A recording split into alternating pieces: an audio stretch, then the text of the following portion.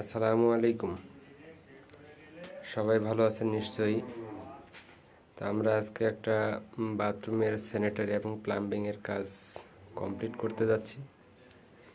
তো এই তো লেআউট, আমাদের পাইপ বসানোর কাজ হয়ে গেছে। এখন আমরা প্যান ঢালাই দিব। তো এখানে একটা আছে কমোড হবে আর একটা প্যান হবে।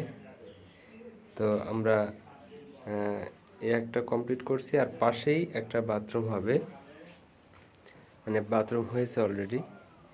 সেটা হলো এইটা। এখানে শুধুমাত্র শাওয়ার লাইন হয়েছে, এখানে শুধু গোসলের কাজ হবে এবং একটা বেসিন হবে। তো পরবর্তীতে কাজটা কমপ্লিট হওয়ার পর আমরা আবার ভিডিও করে রিভিউ করব। তো আপনারা আমাদের সাথে থাকবেন, আমাদের সাপোর্ট করবেন। আসসালামু আলাইকুম।